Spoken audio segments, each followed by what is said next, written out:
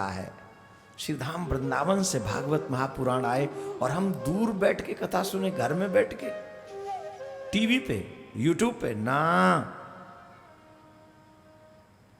कहां की बात है, शायद कल की बात है, यहीं की बात है कि हमें ध्यान नहीं आ रहा कि परसों की बात, परसों की आई थिंक हम मध्य प्रदेश में कथा कर रहे थे। एक बहुत वयोवृद्ध माता जी, बहुत हाँ परसों की बात, जहां हम ठहरे थे वहां से 100-150 किलोमीटर दूर से आई वो, और रोड भी बहुत अच्छा नहीं था जहां हम ठहरे थे, बड़ा तकलीफ के साथ हम वहां पहुंचे थे। उनके बच्चों ने कहा महाराज सिर्फ आपको देखने आई हैं 150 किलोमीटर से। हमने कहा माँ काहे इतना कष्ट किए हो, रोड भी अच्छा नहीं। अरे बोले नहीं महाराज, इतनी उम्र हो रही है, न जाने कब मर जाऊं, और पिछले इतने दिनों से मैं आपकी कथा टीवी पे सुनती रही, और अब तो लगा कि सांसों का भरोसा नहीं, एक बार तो मुझे आपका दर्शन कर ही लेना चाहिए। तो मैंने अपने बच्चों से कहा मुझे दर्शन कर। जो 2 सीढ़ी घर में नहीं चढ़ती हैं वो कम से कम 25 से 30 सीढ़ी चढ़कर हमसे मिलने के लिए फर्स्ट फ्लोर पे आई। हमें नहीं पता था कि वो आ रहे, नहीं तो हम कोई वैसे आदमी नहीं है कोई बहुत बड़े, हम तो खुद ही नीचे उतर के चले जाते मिलने उनसे, पर हमें पता ही नहीं चला। 25-30 सीढ़ी चढ़ के ऊपर आई वो। इसको कहते हैं श्रद्धा, समर्पण, कि जब मेरे मन में ये इच्छा है, काहे का मेरे अंदर गुरूर है, काहे के मेरे अंदर घमंड है। और रही बात व्यस्तता की, इस संसार में ऐसा कोई मनुष्य नहीं है जो फ्री हो। रिक्शा चलाने वाला भी बिजी है, होटल चलाने वाला भी बिजी है, हवाई जहाज उड़ाने वाला भी बिजी है, सरकार चलाने वाला भी बिजी है। समय वही निकाल सकता है जिसके मन में ठाकुर के प्रति निष्ठा है, वो समय निकालता है। और जिनके मन में श्रद्धा नहीं है वो सिर्फ बहाना निकालता है। क्या निकालता है माय डियर? अब तुम किस में से हो ये तो तुम्हें डिसाइड करना है। एक और बात ध्यान रखना, तुम जैसे अरबों खरबों हैं ठाकुर जी के पास, कोई टेंशन नहीं होने। तुम जैसी लोंजड़ी ही हैं, समस्या ही हैं उनके लिए। तो तुम जैसों का करेगा क्या वो? उसे हमारी जरूरत नहीं है, हमें उसकी जरूरत है। वही लोग दुनिया के दर बदर पे माथा टेकते हैं जिनका मन, जिनका सर ठाकुर के चरणों में सच्चे मन से नहीं झुका। उन्हें बार बार भटकना पड़ता है, माथा टेकना पड़ता है। और जिनका दर ठाकुर के आगे झुक जाता है, सर झुक जाता है जिनका, उनके दर पे बस एक सर था झुक जग गया जो आपके दरबार में, अब कहीं सर को झुकाने की हमें फुर्सत नहीं, दुनिया वालों को मनाने की अब हमें फुर्सत नहीं। यह है सच्चा प्रेम। कितना दुख है कि संसार के लिए भगवान को भूल बैठे हैं, संसार के लिए हम ठाकुर को भूल बैठे हैं। ये दुर्भाग्य नहीं तो क्या है? ये दुर्भाग्य नहीं तो क्या है? आप समझिए। शंकर भगवान मारने के लिए दौड़े कि तुमने चोरी से कथा सुनी है इसलिए हम तुम्हारा वध कर देंगे। सुख आत्म रूप से दौड़े और व्यास पत्नी के सुखा रही थी, उनके मुख के द्वारा गर्भ स्थान में प्रवेश हुए। शंकर भगवान बोले कोई बात नहीं, 9 महीने बाद तो आओगे, विधि का विधान है, 9 महीने बाद तुम्हें आना पड़ेगा, और जब 9 महीने बाद आओगे तब तुम्हारा वध करके जाएंगे। श्री शुक ने कहा 9 महीने बैठे रहो आप, मैं नहीं आने वाला। 9 साल भी, 12 साल लगा दी, 12 साल। कितनी? श्री शुक मां के गर्भ में 12 साल बैठे रहे। आज कौन सा बार है? जोर से बोलो। हाँ, आज सोमवार है। दोनों हाथ जोड़ो। चलो तुम्हें 12 ज्योतिर्लिंगों का दर्शन कराते हैं और 12 ज्योतिर्लिंगों को प्रणाम कराते हैं। इस श्लोक के माध्यम से आप मेरे साथ 12 ज्योतिर्लिंगों को प्रणाम करें।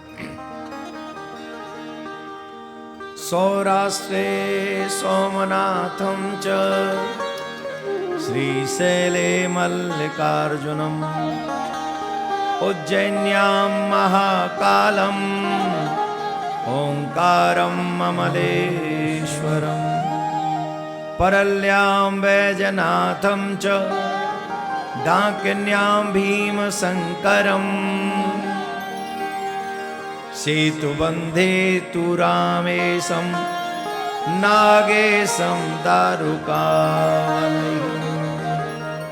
वाराणस्यां तु विश्वेशं त्र्यम्बकं गौतमी तटे हिमालये तु केदारम् भूष्मेशं च शिवालये एतानि ज्योतिर्लिङ्गानि सायं प्रातः पठे नरः सप्तजन्म कृतं पापं स्मरणेन विनश्यति। जो इन 12 ज्योतिर्लिंगों का स्मरण सुबह दोपहर शाम को करता है उसके 7 जन्मों के बड़े से बड़े पाप तत्क्षण जलकर नष्ट हो जाते हैं। तो अभी हम मध्याह्न से सायंकाल की ओर जा रहे हैं और आज हमने ये 12 ज्योतिर्लिंगों का स्मरण किया है। अगर आपने श्रद्धा से इसका श्रवण किया है तो 84 लाख योनियों में से 7 जन्मों का जो पाप है वो हमने आपका नष्ट करा दिया। अब बताओ इसकी क्या कीमत चुका सकते हो तुम? बोलो। बहुत से लोग कहते हैं कथावाचक लोग पागल बनाते, क्या करते? ईमानदारी से बताओ, शास्त्र अनुसार अगर हम बातों में विश्वास रखें, और रखना चाहिए क्योंकि बनाने वाला हमको वही है और तो कोई ऑप्शन भी नहीं, तो 7 जन्मों का पाप छोड़िए, एक पाप भी हमारी कितनी दुर्दशा करता है हम जानते हैं, हमने सुना है, कईयों ने भोगा है। तो 7 जन्मों के पाप नष्ट कर दिए, वो भी 1.5 मिनट में भी नहीं, 1 ही मिनट में। ये व्यवस्था किसकी है? ये भगवान की है। किसकी है? जोर से बोलो। लेकिन ये व्यवस्था कहां मिलती है? मेरे सांवरे से मिलने का सत्संग ही बहाना है, सांवरे से मिलने का सत्संग ही बहाना है, ओ सांवरे से मिलने का सत्संग ही बहाना है, सांवरे से मिलने का सत्संग ही बहाना है। क्या बोलना पड़ेगा? ऐसे नहीं, जोर से बोलना। बाबा भोलेनाथ ने बोला शंकर जी से, शंकर भगवान ने बोला, बाबा भोलेनाथ बोले व्यास जी से बताओ क्या चाहते हो, बड़ी प्रार्थना कर रहे हो। बोले आप हमारे घर छोड़ो, कहीं और किसी घर जाओ।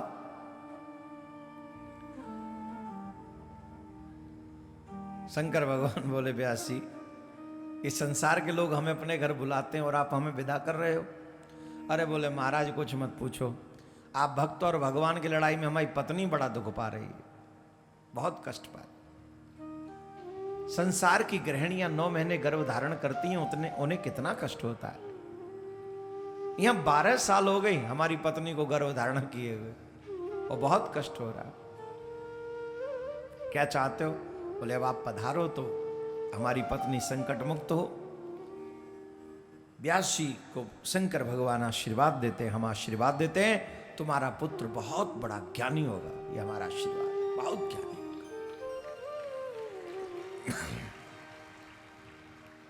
शंकर भगवान जा रहे हैं। व्यास जी ने कहा अब तो आ जाओ। बोले नहीं आएंगे। अब क्यों नहीं आओगे? बोले जैसे ही आएंगे माया पकड़ लेगी। मनुष्य को गर्भ में बहुत जन्मों की बात याद रहती है, आपको पता नहीं है।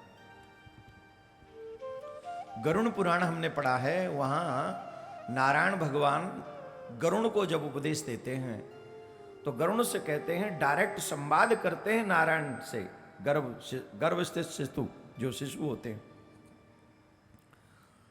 और उन्हें कई जन्मों का अपना कर्म याद रहता है गर्भ में, और गर्भ से बाहर आते ही सब भूल जाते हैं। भाई जब गर्भ में पहुंचते तब ना उन्हें पता चलता है कि हम कौन कौन से कर्मों के कारण दोबारा यहां लौट के आए। उन्हें सब याद रहता है।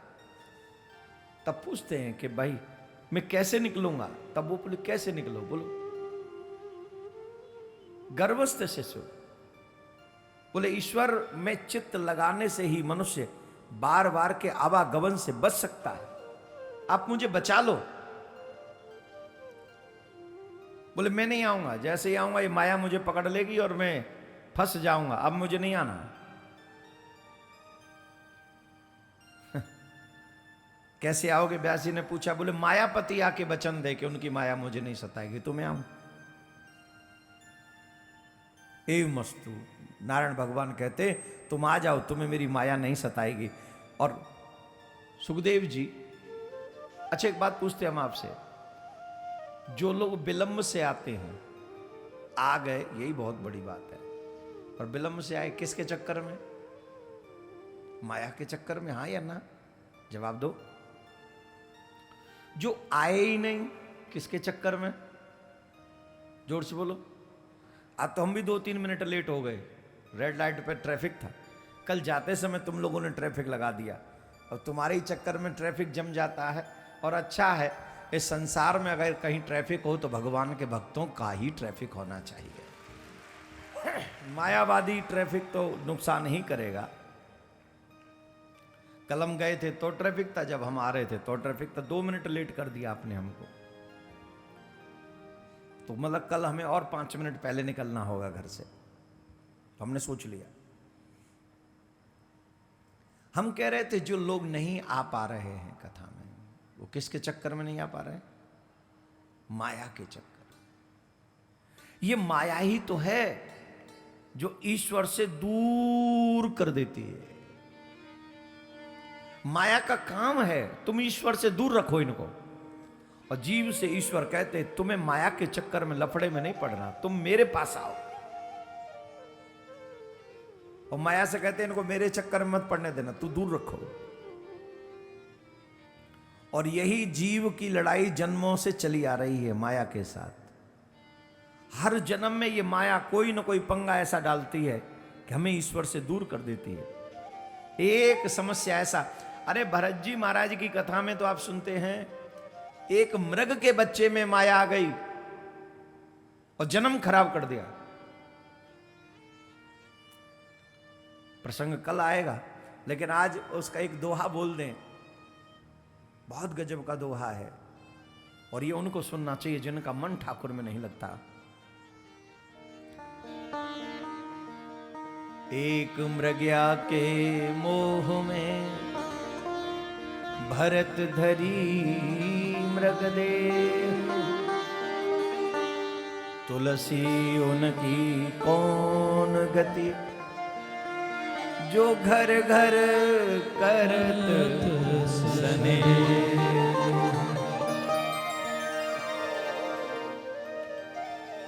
एक मृग के चक्कर में, मोह में पड़कर भरत जी महाराज को मृग बनना पड़ा।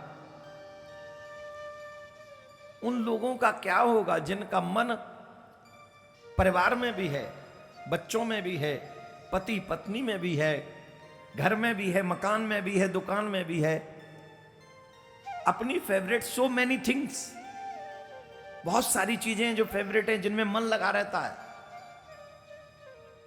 बोलो उनका क्या हाल होगा। भरत जी की 100 बार कथा सुन लें तो भी मन नहीं हो, 55 साल के होने के बाद भी मन नहीं रुकता। ये किसका प्रभाव है, बोले माया।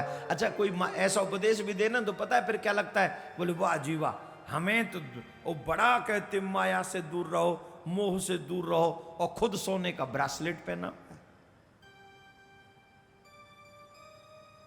और ये कौन कहते हैं? कलयुग के भक्त कहते हैं।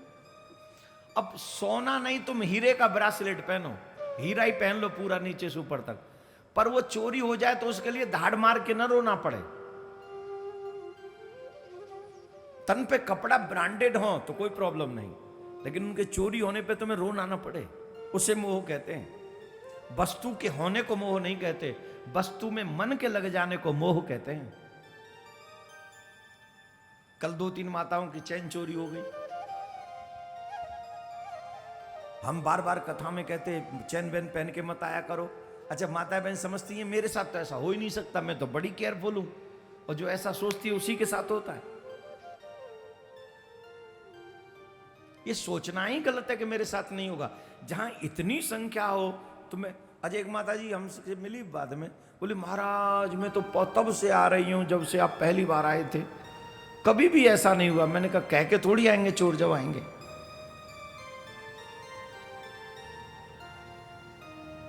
मेरा अभिप्राय में क्यों बोल रहा हूं ये बात। अब जिनकी एक रत्ती की भी चैन चोरी हुई हो, दुख होगा कि नहीं? दुख होगा तो महाराज को भी गाली देंगी, श्रोताओं को भी गाली देंगी, आयोजकों को भी गाली देंगी। अच्छा, गलती अपनी याद नहीं करेंगे कि हम क्यों पहन के आए, गाली देंगी महाराज को, कथा कराने वालों को, सब कहेंगे इन्होंने, अरे उन्होंने तो भैया तुम्हारे कल्याण के लिए कथा कराई, तो चोरी करवाने के लिए थोड़ी करवाई है।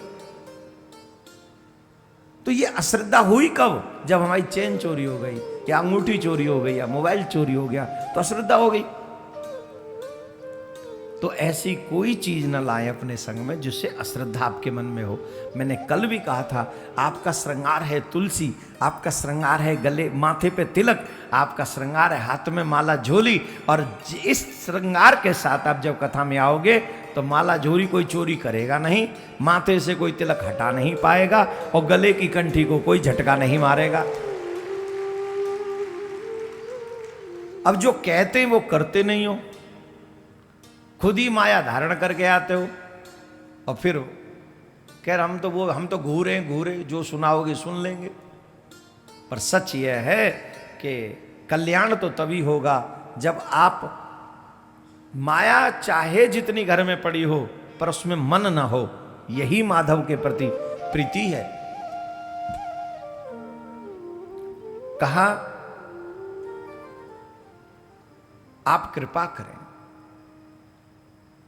तो माया ने प्रभाव दिखाना बंद कर दिया। मायापति ने कह दिया कि आपको हमारी माया नहीं सताएगी। तो इसका रिजल्ट क्या हुआ? बड़ा गजब का रिजल्ट है महाराज। पूछो क्या? जन्म लेते ही सुखदेव जी ने घर छोड़ दिया, न मां से मां कहा, न पिता से पिता का। इसको कहते हैं त्याग। ये है त्याग, छोड़ दिया सबको। तन पे एक लंगोटी तक नहीं, ऐसा त्यागी भूतो न भविष्यति, पहले हुआ नहीं बाद में होगा नहीं। एक लंगोटी का भी मोह नहीं, बिना लंगोटी पहने निकल गए। मैं फिर कह रहा हूं, जो भी 50-60 साल के हो गए हैं, अब अपने परिवार के बारे में मत सोचो, अब अपने कल्याण के बारे में सोचो। ये परिवार तो सिर्फ तुम्हें शमशान पहुंचाने तक काम आएगा, उसके बाद तुम्हारा सत्कर्म ही तुम्हारे काम आएगा, और कोई काम नहीं आएगा, कोई भी काम नहीं आएगा। इसलिए बंधु, सुखदेव जी महाराज के मुख से बार बार कथा आप लोग सुन रहे हैं, और बार बार कथा सुनने के बाद भी अगर आपका मन कथा में नहीं लग रहा, आप उससे ज्ञान नहीं ले रहे हैं, तो समझो माया का प्रभाव तुम पे ज्यादा है। भजन बढ़ाओ, परोपकार बढ़ाओ, सत्कर्म बढ़ाओ। जब बच्चे सेटल हो जाएं तो बच्चों को कह दो भैया तुम घर संभालो, अब हमें हमारा कल्याण देखने दो। काम भी करना है तो इसलिए करो कि ठाकुर जी की सेवा कर रहे हैं, बस। साल में एक बार ऐसा दिव्य आयोजन होता है, ये मत सोचा करो कि कुछ लोग करा रहे हैं, ये सोचा करो हम सब करा रहे हैं। अरे भगवान ने एक मौका दिया है तुम्हें साल भर में एक ऐसा आयोजन करने का जिसमें आप खड़े होकर जाके व्यवस्था करते और कहते ये आयोजन हमारा है, ये कथा ठाकुर जी ने हमें अधिकार दिया है कराने का। ये सौभाग्य है आप सबका। अच्छा, कईयों को खुशी भी होती है, कई लोग दुखी भी होते हैं। आप सुखी होने वालों में शामिल हो जाओ, आप कृष्ण के हो जाओ, आप गोविंद के हो जाओ।